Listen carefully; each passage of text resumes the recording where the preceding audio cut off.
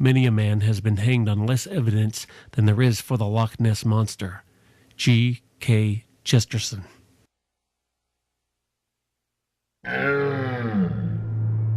Cryptozoology is the study of cryptids, which are animals whose existence has not yet been proven by irrefutable evidence. Some very well-known mysterious, strange, and bizarre creatures of modern lore certainly fit the model. Bigfoot, or Sasquatch, and other bipeds such as the Yeti, lake monsters, including the infamous Loch Ness Monster, the Chupacabra of Latin America, the Thunderbird of the Western American states, and numerous others. The term cryptozoology is most often credited to noted zoologist Bernard Heuvelmans. However, it is in his book In the Wake of the Sea Serpents that he attributes the term to the Scottish explorer and adventurer Ivan T. Sanderson. Heuvelmans stated that particular attention should be paid to folkloric sources and urban legends for information and study of cryptids, and that although these sources of stories of such animals are most likely spawned by mere fantasy, that one cannot discount the folkloric tales often are derived from some real morsel of truth. Bizarre creatures are prevalent in ancient mythology. For centuries, sailors brought home tales of strange beings and animals from faraway lands, and in some accounts, whole races of such beings, some serene, some malevolent. Scholars of the day compiled these various accounts and set to the task of documenting these accounts in word and picture and ancient script. While church authorities tried to discern whether these beings were descendants of Noah, St. Augustine himself claimed to have seen a faun or two and at least one headless man. Pigafetta accompanied Magellan on his trip around the world, although most Europeans sailing abroad recounted numerous tales of sea monsters and sirens. He documented encounters with giants and pygmies, but also a race of dog-faced people who Columbus had previously reported, just as Marco Polo recounted stories of a race of similarly dog-faced people on islands off the coast of Burma. Cryptozoologist Willie Ley proposed the possibility that some creatures of legend, such as dragons, unicorns, and cyclops, are based on misrepresentations of real animals, their remains, or even genetic mutations. Western scientists initially dismissed accounts of sightings of cryptids in the early days of Western exploration. Naturalist George Cuvier once declared there is little hope of discovering new species of large quadrupeds. 7 years later, he was forced to accept the discovery of a white-backed tapir of India. The existence of the pig-eating Komodo dragon was denied until 1912. China's giant panda was revealed in 1937, and the strange okapi was presented to the world in the year 1900. These absurd creatures, as well as the mountain gorilla, orangutan, grizzly polar bear hybrids, platypus, giant squid, and hippo were all a slap in the face of Western science. These animals were all thought to be substance of legend. Among other incredible animal discoveries was the coelacanth, known to Comoros fishermen as the gombessa, which was thought to be extinct for 64 million years until Madagascar fishermen started catching them around 1938. In 1976, fishermen discovered another creature, though long extinct, the megamouth shark. It represented a case where an animal existed, although no remains of these animals had been found previously, and is not comparable in its elusiveness to other suggested aquatic cryptids that are thought to be surviving marine reptiles. Today, one of these sharks is seen in a year, and although our crocodiles of today are a cousin of the dinosaurs which roamed the earth, the tuatara of New Zealand predates dinosaurs. One species of the lizard was discovered in 1989. The world's largest specimen turned up inside the stomach of a fish in 1910. And in 2003, the discovery of the remains of Homo floresiensis caught everyone off guard. Legend of a similar creature, known to the natives of Flores, was said to have existed until the late 19th century, although many cultures have folkloric references to elves, gnomes, fairies, spirits, dwarves, and other small, human-like bipeds. Some scholars believe these tales of little people reflect primal recollections, perhaps of a time when Cro-Magnon and Neanderthals coexisted. Shoshone and Crow Indians who once lived in an area of Wyoming told legends of tiny people. Just a few years ago, a 14-inch tall mummified being was found sitting upon a ledge in a remote cave. Although most dialogue in the field of cryptozoology is in regard to megafauna, such as Bigfoot, Yeti, or the Loch Ness Monster, the fact is that chances are very good that science will as yet discover many creatures, most likely smaller invertebrates. These creatures, however, do not hold the same level of fascination for most cryptozoologists or the public at large. Bigfoot, Sasquatch, Momo, Skunk Ape, Yowie, Yeti, Yeren, Almas. Many names are given to the hairy, half-human-like bipeds that have been witnessed and yet remain elusive for decades, if not centuries. Do these creatures represent a missing link between man and ape, or a modern man and primal man? Reports often indicate similar stimulus, a terrible odor, occasionally a high-pitched scream, or the rare glowing eyes also referenced. Skeptics say that the existence of such a creature is virtually an impossibility. To exist, the animal would not only have to evade human contact for eons, but would have to survive in large enough numbers to procreate by maintaining a viable breeding population. Despite sightings all over the world for decades and even centuries, only ambiguous evidence has ever been brought forth. Conjecture proposes that the creature isn't merely flesh and blood, but some paranormal force in nature. And there are even a few reports linking Bigfoot sightings with UFO sightings. In Pennsylvania in late 1973 to early 1974, close to 600 UFO reports were cited, coupled with 118 hairy humanoid sightings by 245 witnesses. Such reports seem to mirror traditional accounts marrying werewolves and witch balls or orbs. Almost every Native American language contains a word or reference to a giant ape. Archaeological investigations in the western United States have turned up skeletal remains of ape-like creatures, although there has formerly been no knowledge of such primates living in these regions. And there have been no less than 2,000 confirmed sightings of the elusive creatures since the year 1900. The film footage and photo captured by Roger Patterson and Robert Gimlin in Northern California in 1967 are the most recognized Bigfoot image to date. Experts and skeptics alike recognize the authentic qualities of the images. Numerous studies and comparisons have concluded that the Patterson film, if fake, is likely the most convincing fake from any paranormal field, including the recent attempt at staging an alien autopsy. The creature moves as if it is real flesh and blood. The creature's dimensions in relationship to the manner of movement completely destroy man-in-a-monkey suit theories. It is certain that science and skeptics will all be studying the footage for many years to come. When Frank Hansen presented his unusual ape-like creature, frozen in a large block of ice at a Chicago livestock fair in 1968, word reached zoologist Ivan T. Sanderson and his colleague Bernard Heuvelmans, who immediately requested a meeting with Hansen in his display. The men eventually converged in Winona, Minnesota, where Sanderson had his chance to study the creature. Hansen claimed that the Iceman was discovered floating in the seas off the shores of Siberia by Japanese whalers within a 6,000-pound block of ice. When the find was displayed at an emporium in Hong Kong, an interest for an American millionaire purchased the Iceman. The Enigma was shipped to the U.S., where Hansen subsequently leased the creature for use in carnival exhibits. The two men inspected the creature through the lid of the refrigeration chamber and could catch but little glimpse into the secrets that lie beneath the encasement of opaque ice. Still yet, the two scholars declared the 6-foot-tall creature to be some unknown hominid, likely a relative to Neanderthal man, or at least some ultra-primitive primate. Eventually, Smithsonian officials contacted Hansen in an effort to conduct further investigation of the Iceman. Hansen informed Institute officials that he had returned the specimen to the owner and that he was now touring with a replica of the creature. The FBI was contacted but declined interest in the case. At a later time, Sanderson also pointed out that what he assumed was a bullet hole in an eye socket of the creature might propose an element of foul play if the creature had been alive in recent times. Inquiries eventually uncovered 3 companies which admitted to have constructed the specimen out of various materials, including hair and latex, approximately a year before the 2 zoologists were notified of the Chicago exhibit. Over time, Frank Hansen's reputation was injured by his own incredulity. Even so, Sanderson and his partner continued to believe that what they inspected was a very real flesh and blood link to the world of cryptozoology. In 1920, Swiss geologist Francois Deloy and his expedition emerged from the jungles of South America, where they claimed to have killed 2 ape-like creatures in self-defense. One of the dead creatures was posed upon a crate and photographed. It was stated to have been over 5 feet tall and had the most odd, human-like expression on its face. Since this photo was taken, science has as yet been unable to classify this unique creature. Lake and sea monsters. Many legends tell tales of giant sea creatures or serpents that attack sailing ships and kill countless seamen such as the Kraken. Modern science has revealed certain truths and new discoveries of certain marine creatures, including the recent discovery of the giant squid. Proponents to marine cryptozoology point out that much of the world's oceans have yet to be studied.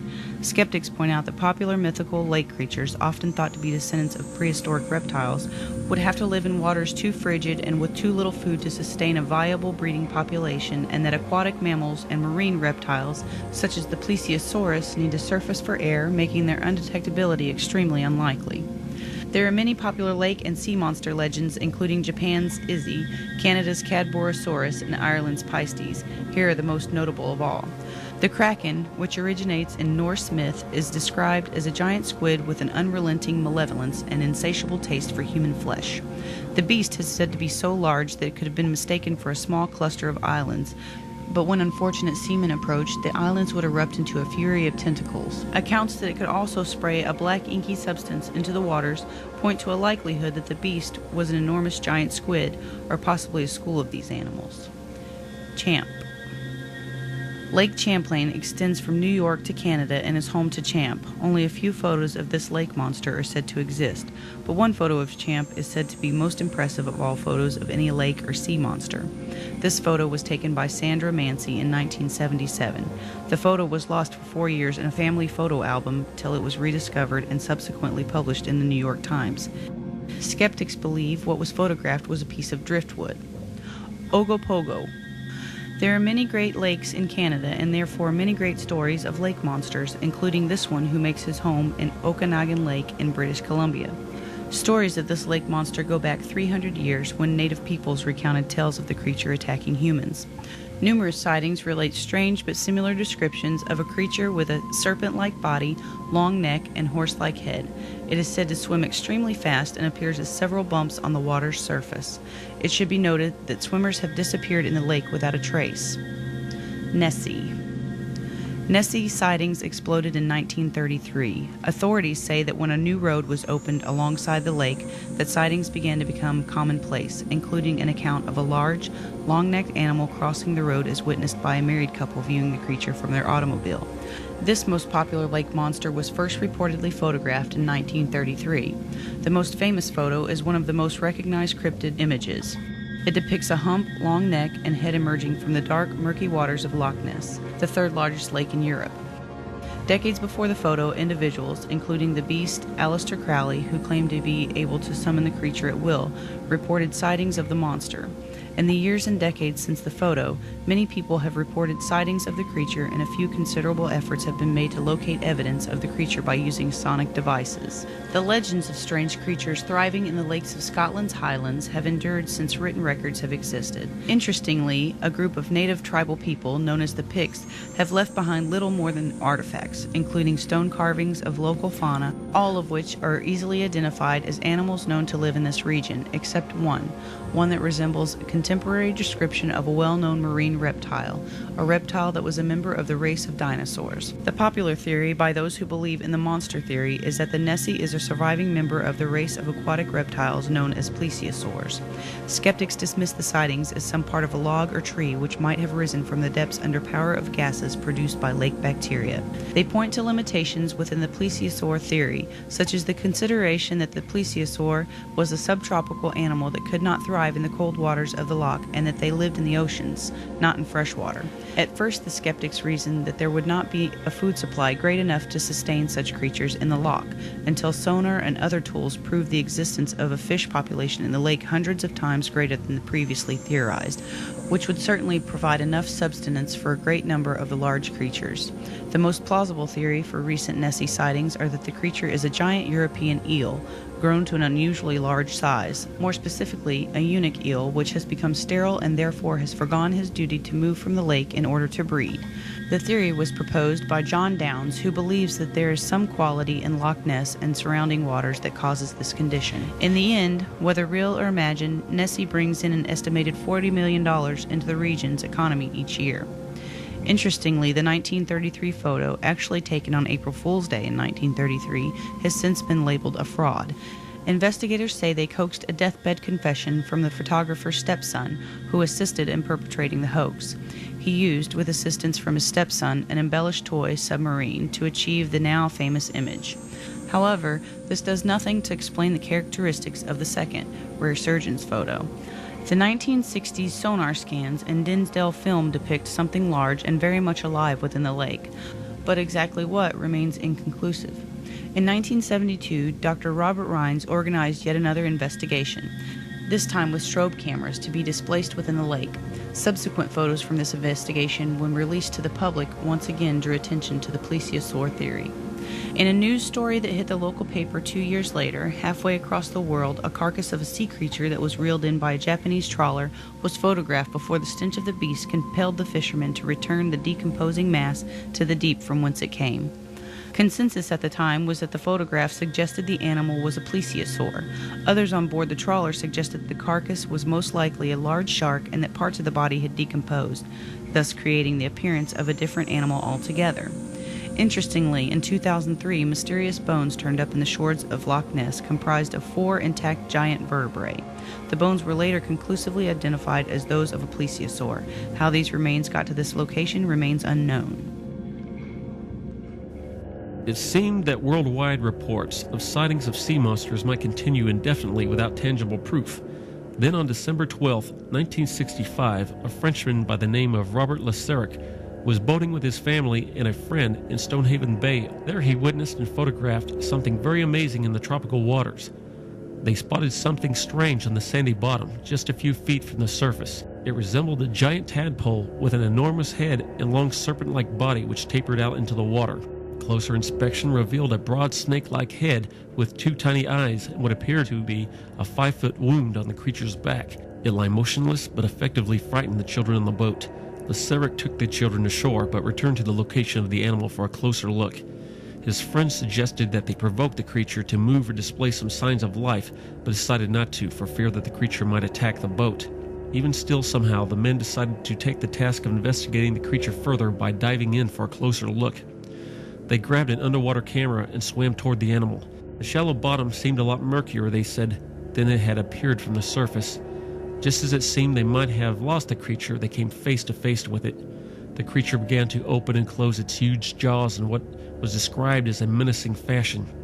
The men, now frightened, returned to the boat where they discovered the creature had disappeared. Laseric's wife told him later that she had seen the creature swim out to sea in a snake-like manner. Nearly a month later, Laseric released his story and provoked worldwide interest. Within a year, investigations into Laseric and his reputation led to the uniform consensus that the entire creature encounter was wholly contrived fraud. The Mothman. Over the period of 13 months in 1966 and 1967, the town of Point Pleasant in West Virginia was the location for a series of very odd occurrences, including visitations by a strange entity which has been since referred to as the Mothman. Point Pleasant was a quiet little town of around 6,000 residents, home to several churches but not a single tavern. Simply put, it seemed to be the most unlikely place for the series of bizarre events which were to unfold. But to begin our story, we have to look even further back. The first report of the now infamous creature took place on Route 2 in 1961. A man and his daughter were traveling in their automobile when they came upon a figure in the road which they first believed to be a man. As they came closer to the figure, it was apparent that this figure was much larger than a man and that it had unfolded a pair of wings that filled up the entire road. The figure then took off straight up into the air. The woman and her father raced from the bizarre scene. A few years later, more reports began to surface. First of giant birds and butterflies, then of something else altogether. Most reports were of a half-man, half-owl-like entity. Initially, townspeople called it the Bird, until a character from the Batman TV show inspired the new moniker, Mothman. Eventually, over 1,000 witnesses would report an encounter with the entity with striking consistency. A large figure, it was said, with immense wings folded in behind its massive body, which was dark gray in color. No evident head, but having large glowing eyes set into its chest. It was maintained that the creature's eyes would entrance those who had encountered, and that it emitted a horrible shrill not unlike that of a terrified woman. It would walk or run in a sort of waddling or shuffling manner, and could fly at remarkable, sometimes impossible speeds, without any wing movement. Soon after, aerial witnesses to paranormal events received visitations from the infamous Men in Black, who posed as government officials, door-to-door salesmen, and photographers. At this time, there were innumerable accounts of paranormal activity, such as poltergeist-like activity, strange sounds and smells, and a radio-television interference coupled with the sounds reminiscent of what a phonograph record sounds like when it has been sped up. It wasn't long before the paranormal researcher and ufologist John Keel happened upon the scene. His investigations turned up evidence of something that wasn't reported in the press. That is to say that along with the Mothman reports, there had been a large number of reports of UFOs in the area. After further research, he learned that the area's UFOs seemed to be more of a supernatural energy variety than of an extraterrestrial origin, and on one occasion seemed to communicate with one of the lights by using his flashlight as a strobe. As he dug even deeper, he uncovered information regarding crop circles and animal mutilations in the area as well. Soon he was receiving threatening letters in the mail from unknown sources. His telephone began making strange noises until he discovered they had been tapped. Keel's friends began reporting calls from him at times when he was adamant that he never placed calls. He received one call in particular in October 1967 that forewarned of a catastrophe on the nearby Ohio River. The strange voice said the tragedy would strike on December 15th. Those who had been visited by the Mothman began reporting horrid dreams and visions of devastation, of drownings, and of Christmas packages floating murky black waters. On December 15, 1967, the Silver River Suspension Bridge was packed with activity, including many people headed out for or returning from Christmas shopping. At 5:05 p.m., the bridge collapsed, just as the foreshadowing phone call had promised.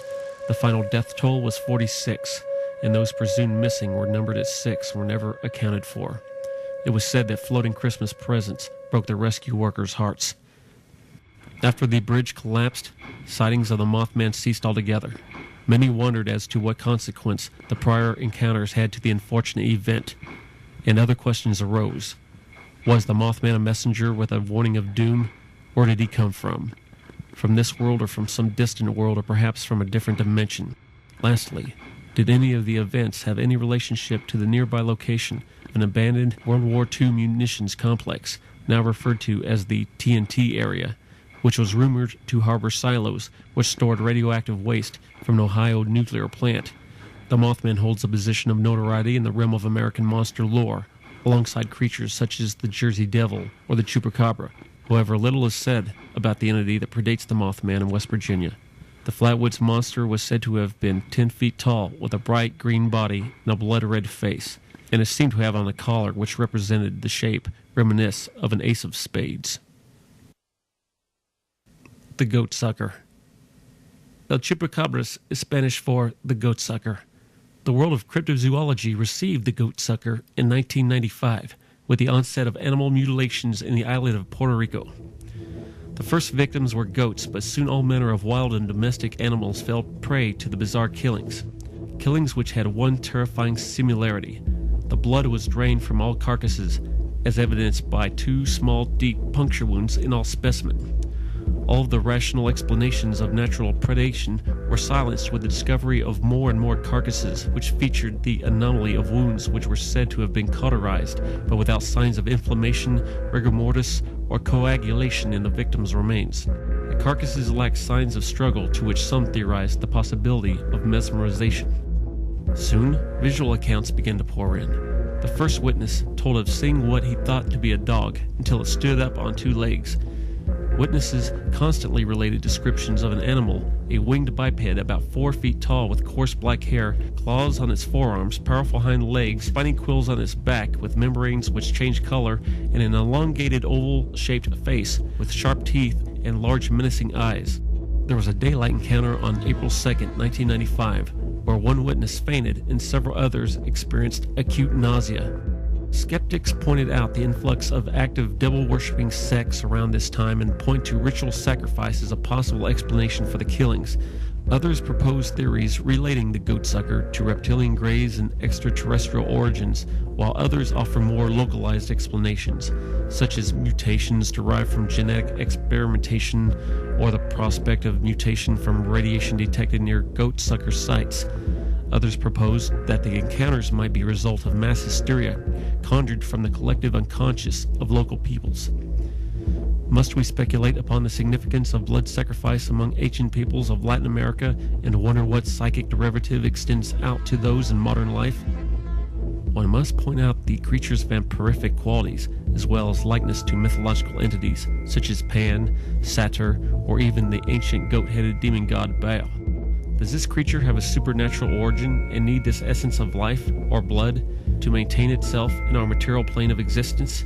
It might be relevant to point out that some goatsucker events coincided with local UFO sightings, which were followed by visitations, at times, from those meeting the traditional descriptions of men in black. There is additional information of particular significance. One evening, a police officer fired upon what he believed to be one of these bizarre creatures, El Chupacabras. When blood from the scene was analyzed, it was said to have had no compatibility to human blood or any other blood type of any known species. Eventually, the goatsucker hysteria grew great enough that Puerto Rican House of Representatives member Juan Lopez introduced Resolution 5012, which states that the House and Agricultural Commissions will work in concert to clarify the phenomena and account for the damages caused by El Chupacabra. In October 1877, the Sydney Morning Herald reported a sighting in Sutton Forest, New South Wales. Two men reported an incident which is summarized to relate one of the earliest of encounters with the now infamous Yowie. The creature was said to have been 7 feet tall, have a face like a man, and have long shaggy hair. It left oversized footprints and made a tremendous noise. Early in the morning in July of 1969, Deputy Sheriff Verlin Hurlington was driving when suddenly something crossed his path. Narrowly missing the object, Harrington jumped out of his car with a flashlight and shined a light on what he would describe as a hairy, ape-like creature which stood about 8 feet tall and was noticeably female. As he drew his sidearm, the enigma darted off into the forest. An oft-reported yet unexplained phenomenon of South America are the sightings of the Didi, or wild man, which are usually sighted in pairs. They are short, stout, and have a reddish-brown appearance. In January 1869, a local newspaper reported an account of a gorilla attacking a man riding in a carriage along the Ohio River near Galapagos. The beast retreated into the woods only after the man's daughter struck it in the ear with a rock. A group of children played in a park in Thompson, Manitoba, Canada in January 1992 when they witnessed some disturbance on the nearby snowbank. Upon closer investigation, they encountered what they would later tell their parents was a large, hairy creature with glowing red eyes. Subsequent investigation of the scene by the authorities turned up nothing unusual. A giant human skeleton was unearthed at a site in Holly Creek, Kentucky in 1965. Writer Michael Henson claimed to have personally examined the enigma, which was described as having long arms, huge hands, and while its nose and eye cavities were little more than mere slits, conjecture asserted the theory that the remains were those of a deformed Indian. The skeletal find has never been presented to outside interest. Modern science affirms the existence of a very large flesh-eating bear, Arctodus simus, the bulldog bear, which lived in North America as late as 12,000 years ago. Early humans were no match for the beast, which preyed on bison and camels. In January 1932, John McCandles of Darlington, Pennsylvania, observed a hideous half-man, half-beast on all fours and covered with hair. Others also claimed to have seen the creature around this time. In 1920, Swiss geologist Francois Deloy and his expedition emerged from the jungles of South America, where they claimed to have killed 2 ape-like creatures in self-defense. One of the dead creatures was posed upon a crate and photographed. It was stated to have been over 5 feet tall and had the most odd, human-like expression on its face. Since this photo was taken, science has as yet been unable to classify this unique creature.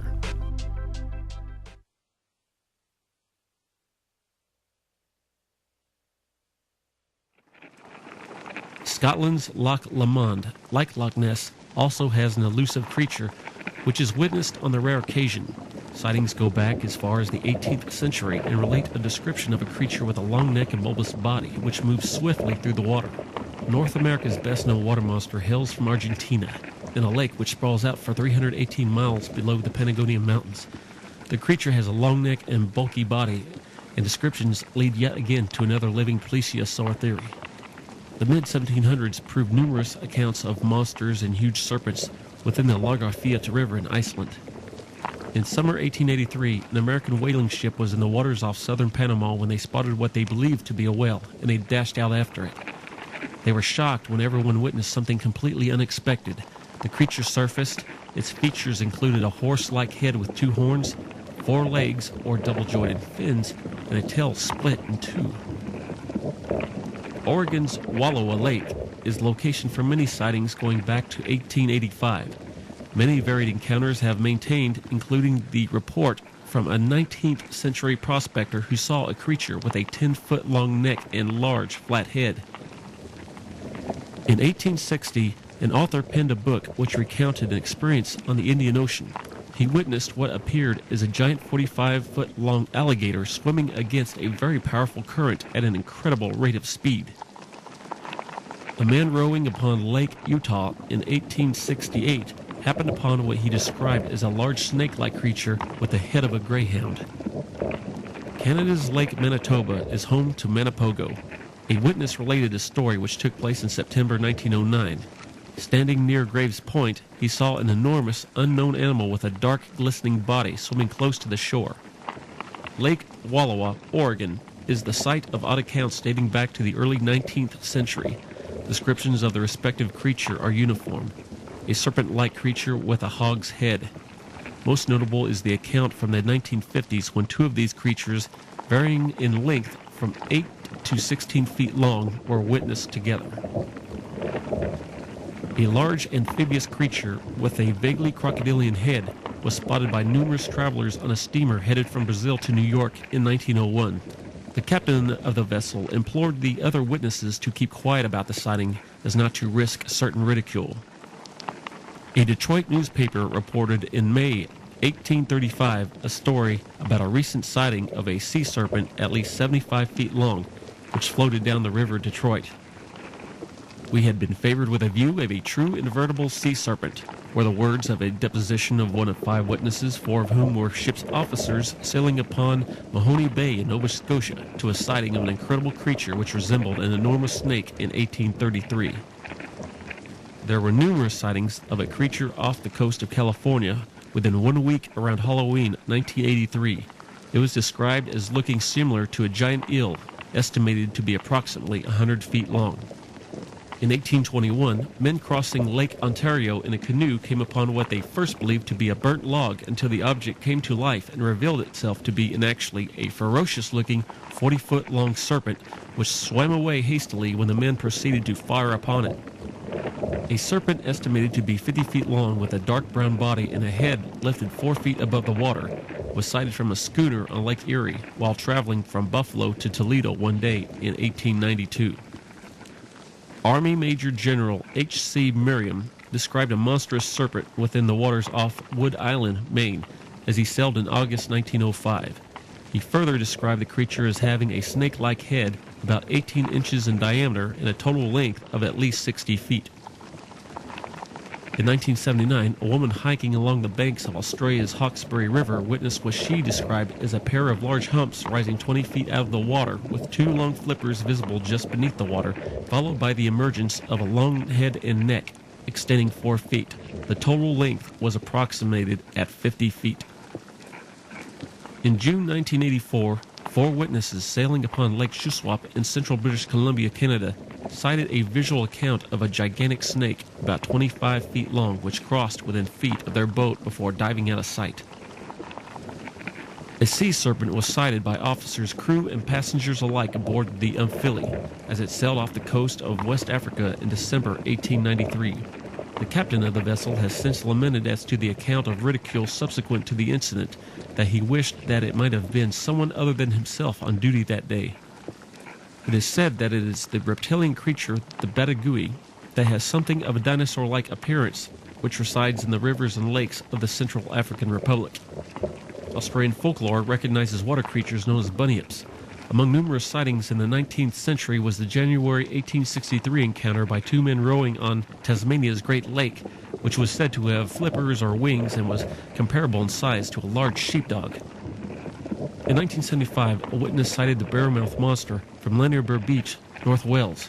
It resembled a dinosaur, or so indicated the witnesses, who went on to describe features such as a long neck, long tail, and large green eyes. In 1817, a local Boston newspaper reported on the recent numerous sightings of a sea serpent which was described as being round, multi-humped, and 50 to 100 feet long. Skeptics suggested that a line of porpoises or sharks might account for the occurrences until several fishermen convinced locals of the authenticity of previous reports. Sightings diminished within the next 3 years until the creature disappeared forever. It seemed that worldwide reports of sightings of sea monsters might continue indefinitely without tangible proof. Then on December 12, 1965, a Frenchman by the name of Robert Laseric was boating with his family and a friend in Stonehaven Bay. There he witnessed and photographed something very amazing in the tropical waters. They spotted something strange on the sandy bottom, just a few feet from the surface. It resembled a giant tadpole with an enormous head and long serpent-like body which tapered out into the water. Closer inspection revealed a broad snake-like head with two tiny eyes and what appeared to be a 5-foot wound on the creature's back. It lay motionless but effectively frightened the children on the boat. Laseric took the children ashore but returned to the location of the animal for a closer look. His friends suggested that they provoke the creature to move or display some signs of life, but decided not to for fear that the creature might attack the boat. Even still, somehow, the men decided to take the task of investigating the creature further by diving in for a closer look. They grabbed an underwater camera and swam toward the animal. The shallow bottom seemed a lot murkier, they said, than it had appeared from the surface. Just as it seemed they might have lost the creature, they came face to face with it. The creature began to open and close its huge jaws in what was described as a menacing fashion. The men, now frightened, returned to the boat where they discovered the creature had disappeared. Laseric's wife told him later that she had seen the creature swim out to sea in a snake-like manner. Nearly a month later, Laseric released his story and provoked worldwide interest. Within a year, investigations into Laseric and his reputation led to the uniform consensus that the entire creature encounter was wholly contrived fraud. Lake Washington in Seattle had a notoriety of being filled with large unidentified creatures which were seen by many witnesses upon numerous occasions. Many others jeered at the accounts until a 900-pound sturgeon measuring 11 feet in length washed up on the shore in November 1987.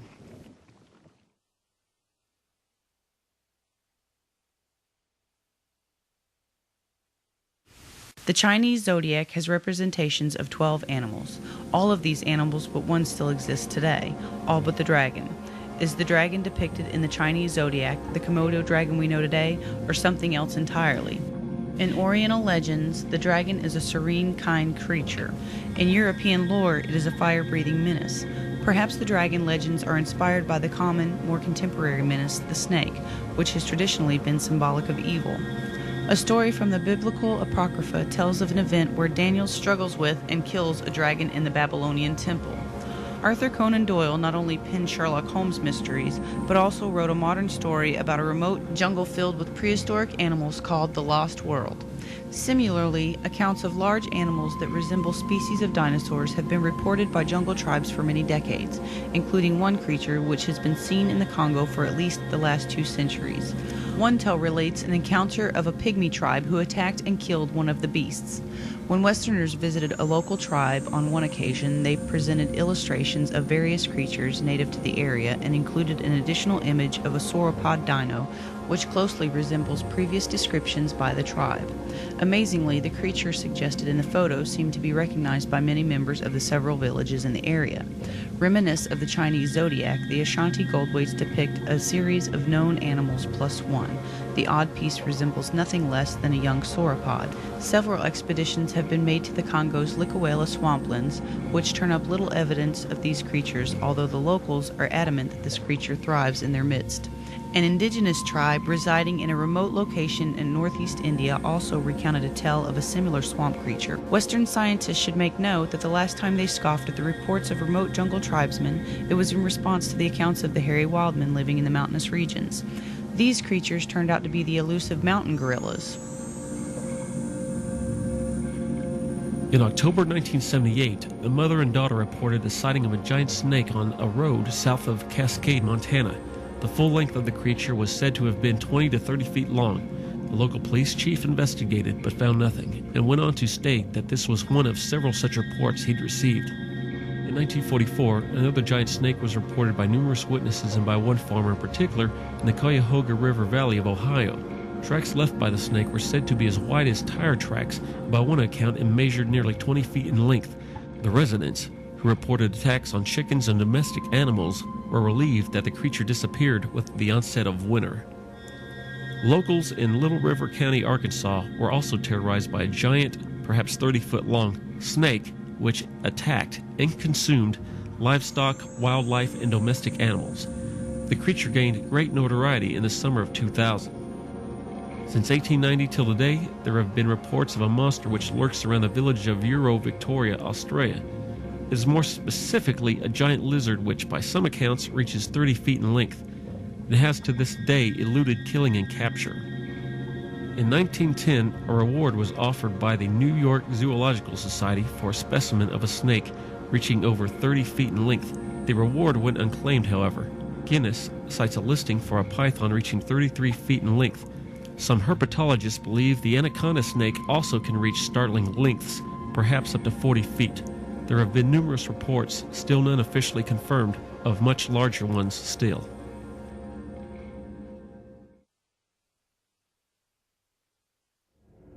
Origin of photo unknown, alleges to show Civil War-era soldiers with a creature that resembles a pterosaur. No information on this photo. It alleges to show hunters from the late 1800s, early 1900s with a large thunderbird they have shot. This rotting sea serpent carcass was captured by the Japanese fishing boat, the Zayu Maru, off the coast of New Zealand. This picture of a sea serpent was taken off the coast of Australia. Its authenticity has not been verified. This rotting carcass of some strange creature washed up on the shore at Man Hill Beach in Massachusetts in 1970. Although experts think it might have been a basking shark, it was estimated to weigh between 14 and 19 tons and was described as being like a camel without legs. This photo was taken during the Robert Rhines expedition in 1972. It purports to show the rhomboid fin or flipper of the Loch Ness Monster. Critics contest that the photo has been enhanced so much from the original photo that it cannot be considered good evidence. This underwater photo, taken in 1972 during the Rhines expedition, seems to show a plesiosaur-like creature. A composite photo, left, and artist's rendering, right, of the Minnesota Iceman. The body of this unknown creature, frozen in a block of ice, was exhibited by a traveling showman, Frank Hansen, in the 1960s. It came to the attention of Dr. Bernard Heuvelmans and researcher Ivan T. Sanderson in 1968, both of who studied and photographed the creature as best they could in the ice, and were convinced that it was the real body of an unknown primate. Hansen claimed that the creature had been killed in Vietnam. He later sold the body to an unknown buyer and substituted a replica so he could continue his show. Whereabouts of the original body are unknown. In 1996, two hikers in the mountains of Nepal took an amazing video of an ape-like creature thought to be a yeti walking upright along the slopes. This is a still from the famous film footage taken by Roger Patterson and Robert Gimlin in 1967 with a 16mm camera while on an expedition to find the elusive creature in the Bluff Creek area of the Six Rivers National Forest in Northern California. Large footprints had been found in this region in previous years. The authenticity of this film is hotly contested and could be a hoax, although most Bigfoot researchers consider it genuine.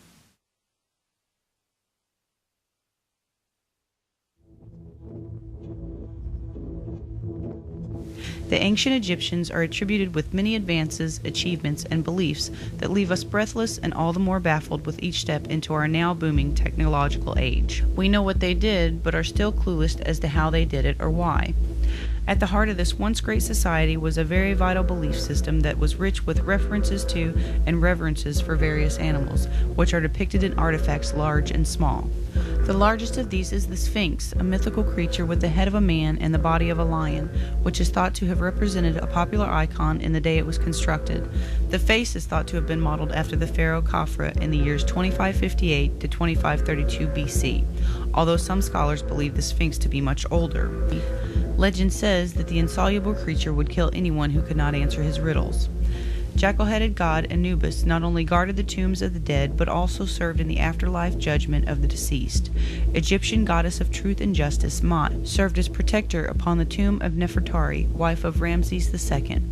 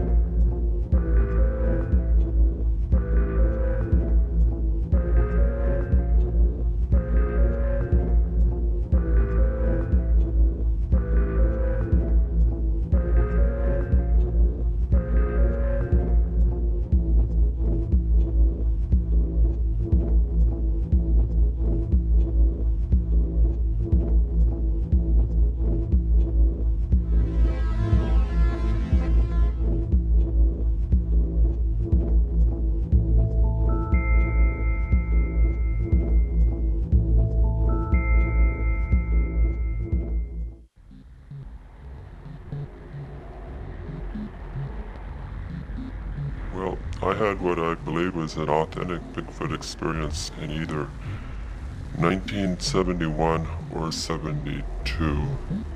My friend and I, we were out in Washington State, out on the Olympic Peninsula, or right by the Olympic Peninsula, on Mason-Grays Harbor County line, where I just happened to pull my car over because it looked like an interesting spot. And by the road, I found these footprints, these big, huge footprints, and some of them, the feet were shaped exactly like you would expect a human footprint. They were shaped like mine, only they were just bigger. And the interesting thing about them was there was water where the footprints, where the ground was wet, and the footprint, the toe of the footprint went into the ground about that far because, you know, you push down to start running. It looked like whatever made these big, huge footprints had pushed its toes into the ground to get a good grip, you know, and to start running. So I followed these footprints, my friend and I, we did, and we followed them up along this real nice river with the well, it was Washington State, a lot of water, you know, kind of mountainous region, and the sand, it wasn't mud, it was sand along the river, and these footprints were equally wide as they were long. They equally as much wider as they were longer than my feet, and they were about this much longer in the front and the back and on both sides. So it was a pretty good sized foot. I wore a size 12 shoe, and the stride was about the max of my stride. So it was I had to really stretch to keep up with the stride. So the stride was pretty incredible. There were thousands of these footprints. And one set went up the river, another set came downriver. One set had like something dragged through them. And by watching these footprints, the only thing that I could figure out was that they would have had to have been made from the air. And if somebody had used a helicopter, they would have blown the sand around. So,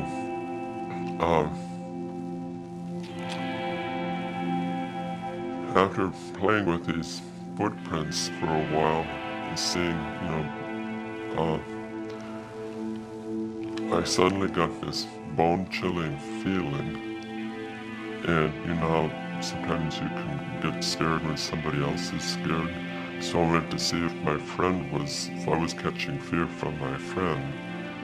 And so I turned real quickly to her, and she was, as I was turning like this, she was turning like this, you know, simultaneously. We looked at each other, and I said, "It's time to go," and she said, "Uh-huh." And we didn't say anything, and we hurried back to the car as fast as we could, and I drove practically as fast as I could too, just trying to get out of there. And after that, we went to a meeting in Olympia where there were bands and people were walking around, you know, looking for people that they thought might have authentic Bigfoot experiences. And my friend and I, we got interviewed by somebody employed by the state of Washington, and we got a whole bunch of information on the Bigfoot, the Sasquatch, and he told us that he believed that we had an authentic experience. So I never actually saw Bigfoot, but I'm sure I saw his footprints and felt an intense penetrating stare.